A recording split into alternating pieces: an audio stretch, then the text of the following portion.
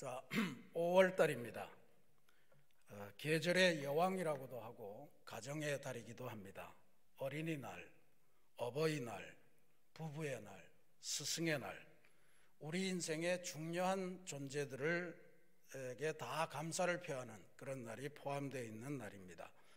그러나 2020년 이 5월은 우리 모두에게 정말로 특별한 아름다운 회복의 달로 기억되기를 간절히 바랍니다.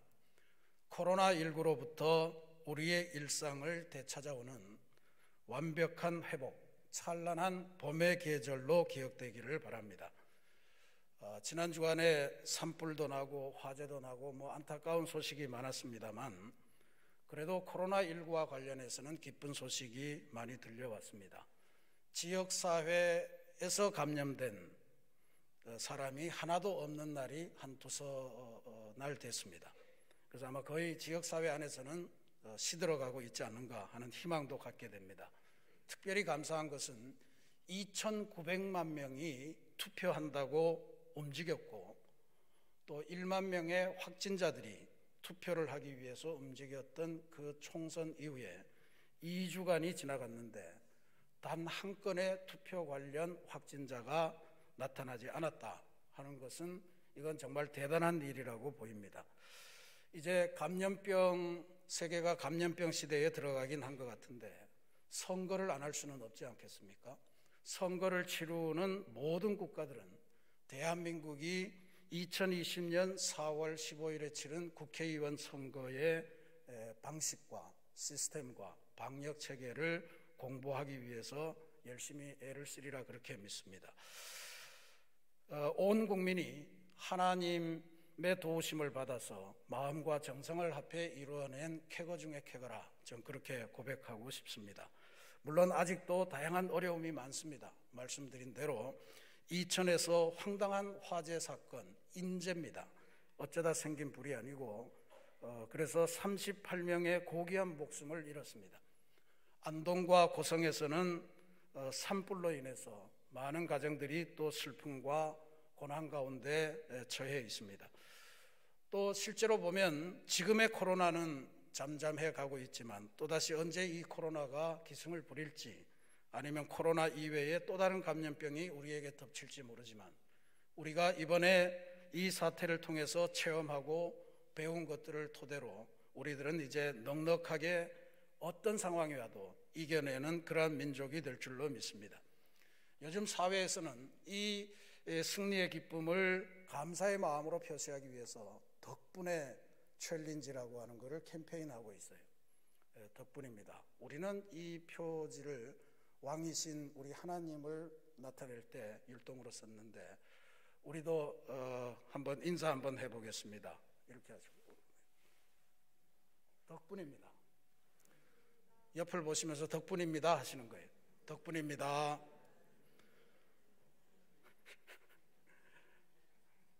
다시 한번 하겠습니다. 이걸 해야 여러분들이 할 것 같아요. 하나님 덕분입니다. 그렇죠. 하나님 덕분입니다. 자, 지난 주일까지 산상수훈의 서론격인 팔복의 말씀을 우리가 다 묵상했습니다. 오늘부터는 산상설교의 본론에 진입하게 됩니다. 오늘 주시는 말씀은 소금과 빛에 대한 말씀입니다. 우리는 신앙생활을 하면서 이런저런 질문을 하게 되죠. 신앙생활은 질문의 연속입니다. 근데 웨슬리 목사님은 이 본문을 가지고 오늘 우리 본문을 가지고 설교를 하시면서 꼭 우리 안에 등장하고 있는 두 가지 중요한 질문이 있다. 그 질문을 기억하라 이렇게 말씀하십니다. 첫 번째 질문은 신앙생활이라고 하는 것은 마음속으로 하나님과 교제하고 영과 진리로 예배하면 그것으로 충분하지 않은가 하는 질문입니다. 두 번째는 우리가 소금과 빛이라고 하시긴 했지만 소금의 맛을 드러내지 않고 또 빛을 드러내지 않고 은밀한 가운데 이 세계에 복음을 전하기만 하면 되는 것 아닌가. 이 두 가지가 우리 안에 아주 많은 그리스도인들 안에 돋아나고 있는 질문이다. 그리고 이 질문에 우리가 단호하게 답해야 된다 하는 말씀을 줍니다. 웨슬리는 결론적으로 말씀드리면 이 질문은 주님께서 가르쳐 주신 팔복의 가르침, 그것을 왜곡하고 그걸 성도들이 따르지 못하도록 사탄이 우리에게 불러일으키는 질문이다, 이렇게 규정했습니다. 이러한 질문들이 계속 일어나도록 만들어서 사람들을 기만하고 팔복과는 다른 길을 가도록 만들고 결국은 잘못된 가르침에서 벗어나지 못하도록 하는 질문이다, 이렇게 주장합니다.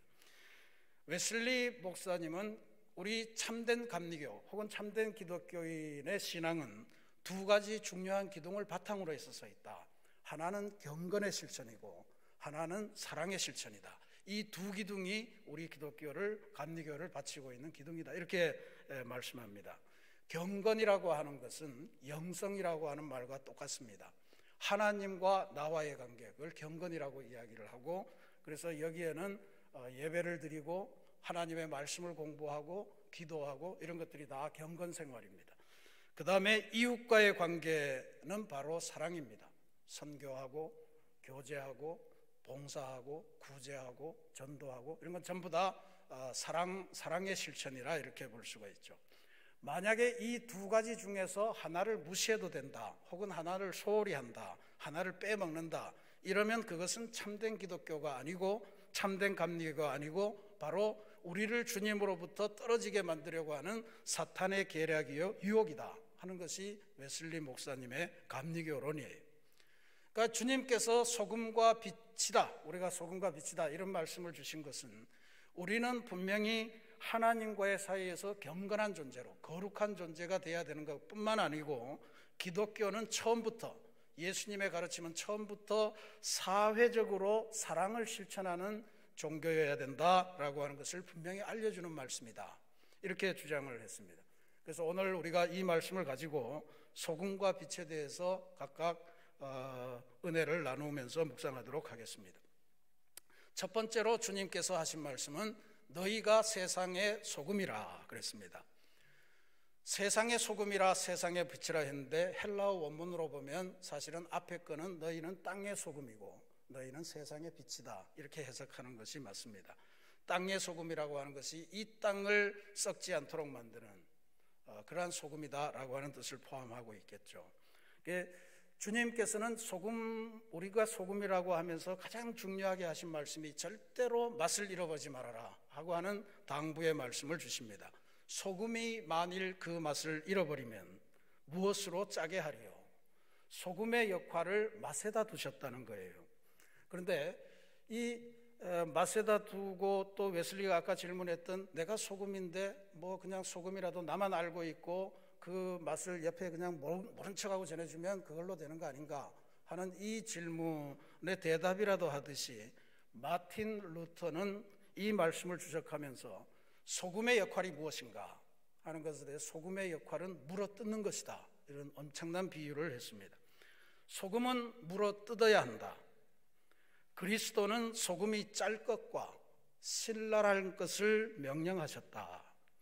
루터의 해석을 보면 소금이라고 하는 것은 이 세상에 만연한 부패 혹은 이 세상에 득세하는 사단의 작용, 권세, 이런 것들을 그냥 두지 않고 물어뜯는 것이다. 물어뜯고 그래서 그들이 더 이상 활동하지 못하도록 곰팡이를 억제시키고 그리고 사단의 작용을 억제시키는 역할을 하는 것이 바로 소금의 역할이다, 이렇게 이야기를 합니다.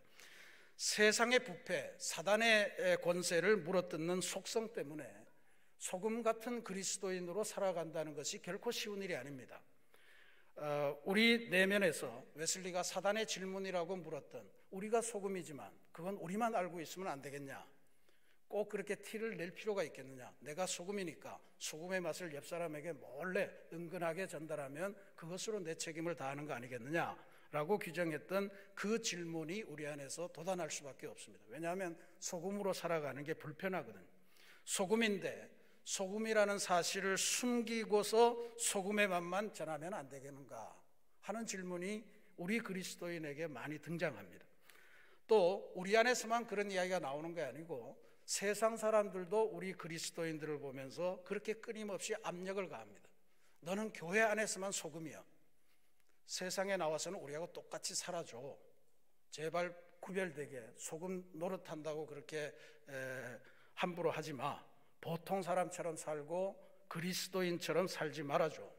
이것이 세상 사람들이 우리를 압박하는 그러한 요청입니다.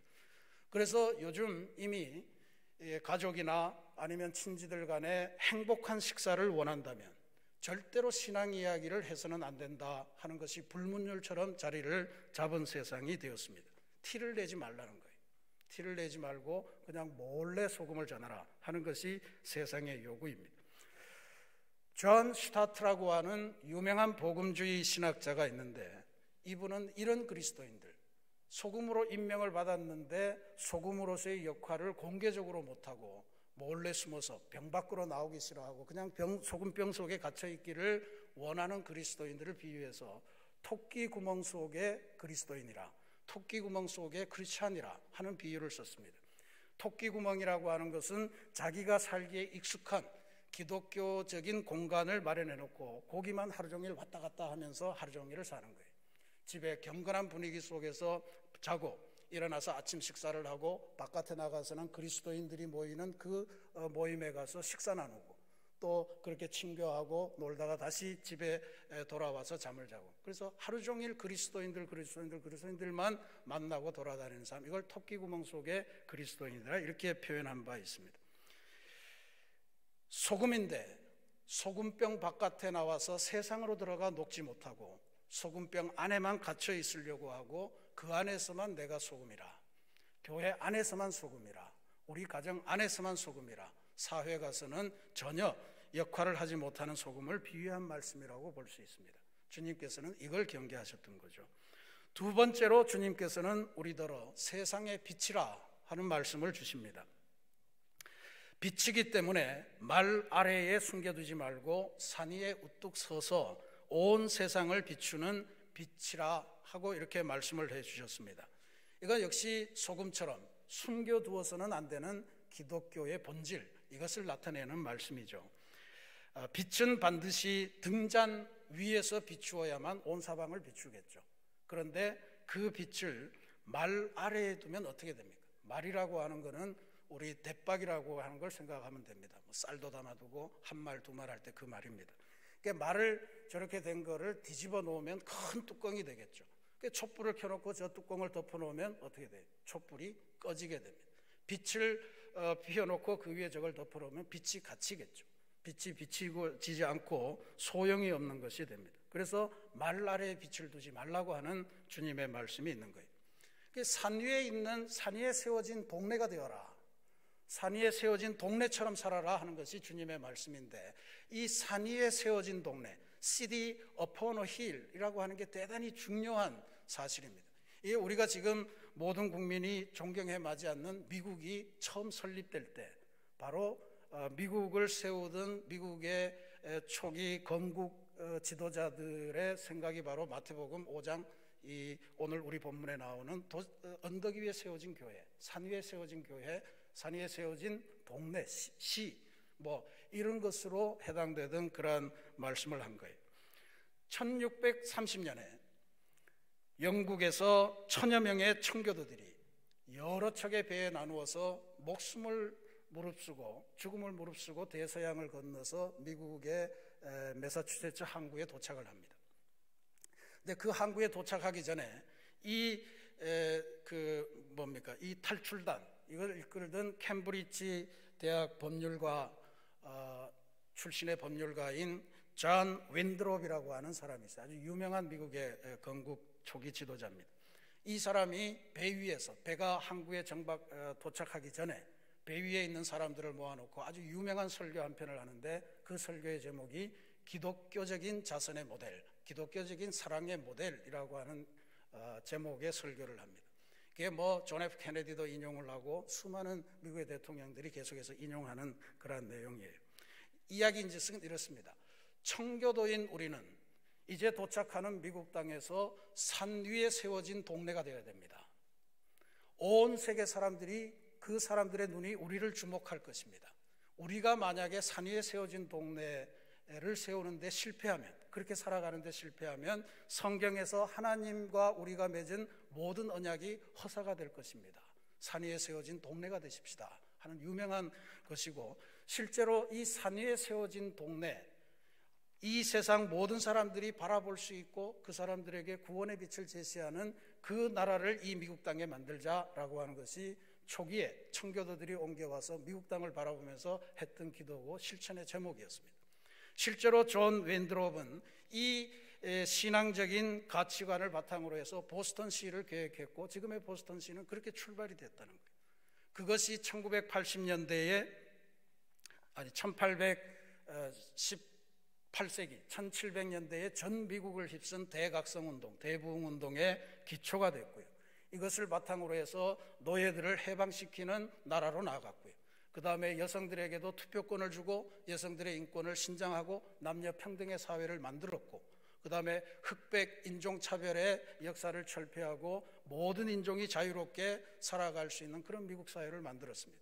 정치적으로는 한도 끝도 없는 민주주의의 사회를 만들어가면서 온 세상이 지금까지 문명의 주인이었던 유럽 사회를 더 이상 보지 않고 전부 다 미국을 바라볼 수 있도록 그렇게 만든 것이 미국의 역사였습니다. 그런데 요즘 미국이 많이 고전을 하고 있죠. 저는 빨리 미국이 이러한 초창기의 건국 이념, 신앙적인 배경을 회복하기를 바랍니다. 그런데 2020년 이번에 온 지구가 엄청난 위기를 겪은 가운데 전 세계인들의 이목을 집중시키면서 산 위에 세워지는 동네 같은 나라로 부상하는 나라가 하나 있습니다. 바로 우리 대한민국입니다. 이번 코로나 사태로 우리는 세계에서 가장 먼저 집단 감염이 발생하는 엄청나게 후진 나라로 평가가 됐었습니다. 우리 내면의 아픈 구석들이 막 드러나고 있었습니다. 그리고 우리들의 부족한 부분, 이런 것들이 고스란히 드러났습니다. 부끄러웠습니다. 그런데 놀라운 것은 우리가 이걸 숨기지 않고 다 드러내고 드러난 상태에서 이것을 온 국민의 지혜와 힘을 모아서 해결해 나갑시다. 그리고 아주 전 세계 어느 나라도 볼 수 없는 초강력 대책을 해나가면서 하나하나 새로운 면모를 갖기 시작했습니다. 이제는 전 세계에서 누가 뭐래도 가장 방역 대책을 잘하는 나라, 가장 모범적인 방역 대책 국가, 가장 안전한 나라로 우뚝 서면서 선진국가로 도약했음을 확실히 증명했습니다. 우리 민족이 산 위에 우뚝 세워진 동네처럼 서가는 일에 저는 하나님의 도우심이 함께 했었다고 믿습니다. 그러나 그와 동시에 소금처럼 자신을 여기고 자기 자신을 녹여서 이 나라와 국민을 구하려고 했던 수많은 이 땅의 백성들의 눈물 어린 사랑과 헌신이 있었다는 것을 우리가 잊어서는 안 되리라고 믿습니다. 저는 잠시 그분들의 모습을 우리가 함께 보고자 합니다. 저들의 푸르른 솔잎은 보라 돌보는 사람도 하나 없는데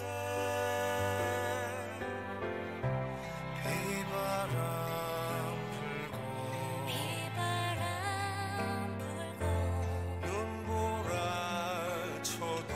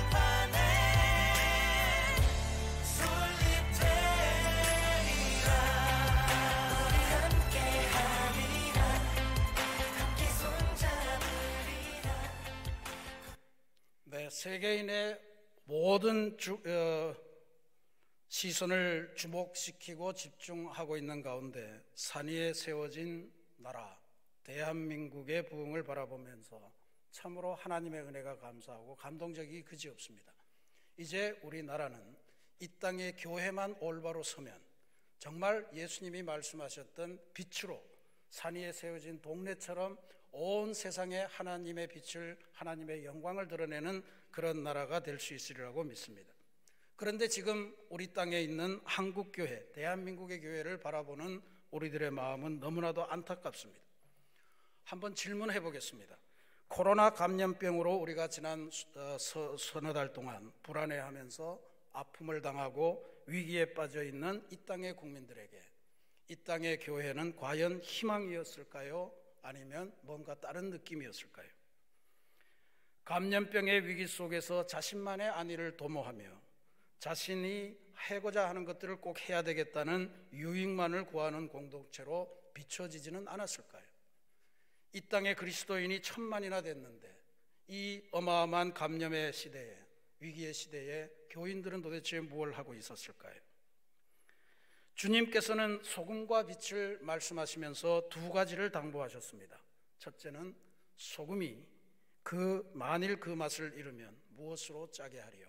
맛을 잃어버리지 말아라 하는 당부였습니다.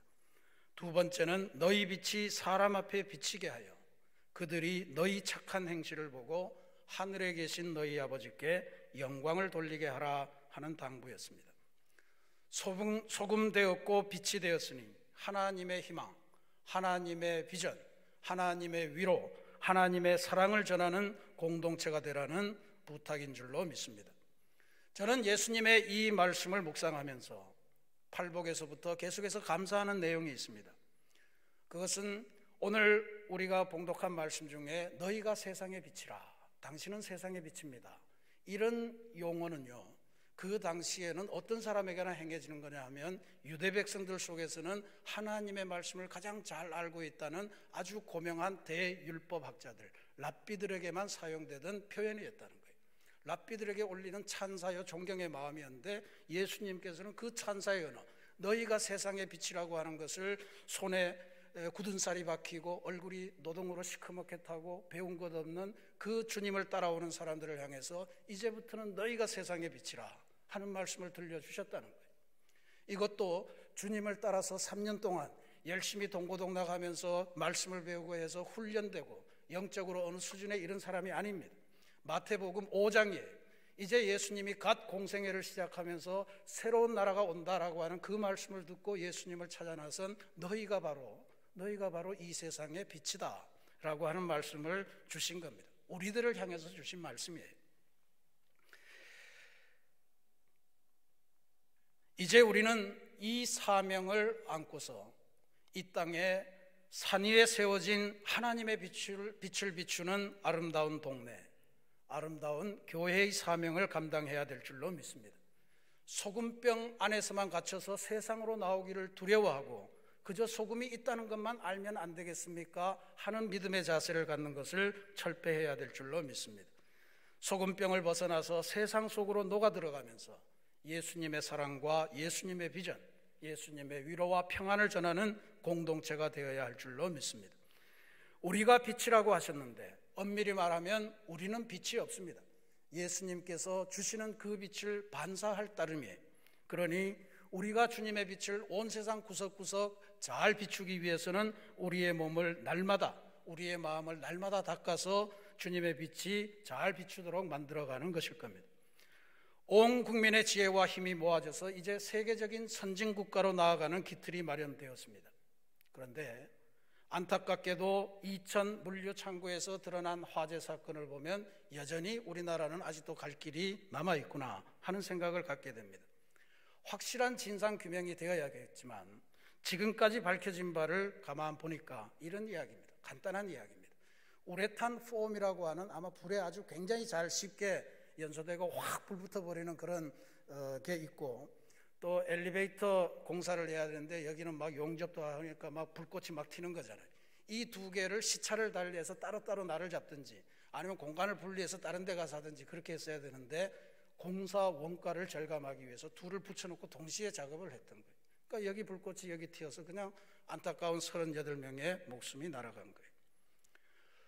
공사 원가를 절감하는 좋은 이야기입니다. 그러나 그것이 우리의 탐욕에서 비롯된 것이라면 우리는 다시 한번 우리 자신을 성찰해 보지 않을 수가 없습니다. 어떻게 이 문제를 해결할 수 있을까요? 유전자를 조작해서 인간의 탐욕을 머릿속에서 아예 지워버릴까요?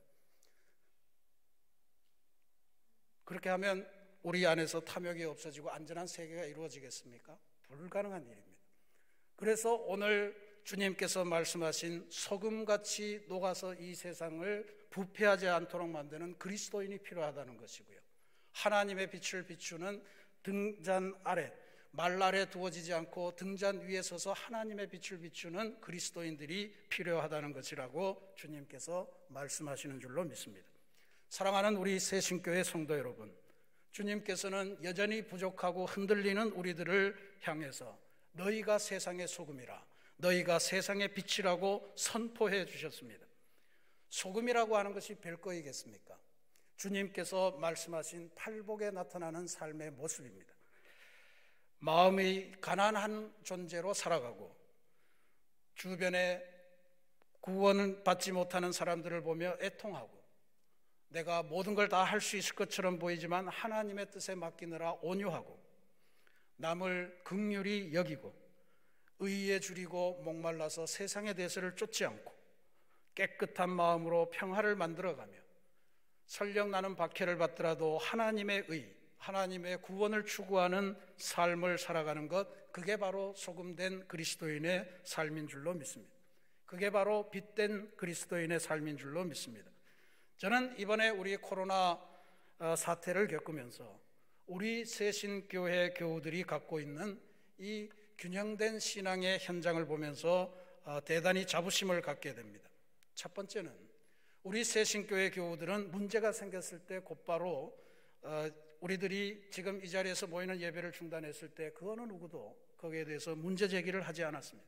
이웃의 생명을 살리는 일에 우리도 참여하겠습니다. 가정을 우리들의 예배의 공간으로 전환하겠습니다 하는 고백이 있었고, 그 이후에도 일관되게 온라인으로 예배를 드리면서 그렇게 주님을 사모하고 찾는 영적인 순례를 그치지 않아 왔음을 자랑스럽게 생각합니다. 또 한편으로 예배드린이 됐습니다 라고 하는 것에 그치지 않았고, 부활절 사랑의 마스크를 제작하며 주님의 사랑이 이 땅에 고난당하는 사람들에게 흘러가야 된다, 부활의 기쁨으로 우리의 지금의 어려움을 이겨야 된다라고 하는 그 영혼 구원의 심정을 가지고 헌신적으로 마스크를 제작하고 마스크를 실어 나르고 하는 그 열정을 보면서 하나님께서 세우시는 산 위에 세워지는 새로운 동네라고 하는 희망을 갖게 됩니다. 여러분은 주님께서 세우신 세상의 소금입니다. 세상의 소금으로 교회를 새롭게, 사회를 새롭게 하는 소금으로 살아가시기를 바랍니다. 세상을 어둠으로부터 밝게 비추는 세상의 빛으로 부름받았습니다. 세상을 아름답게 만들어가는 빛의 역할을 감당하시기를 바랍니다.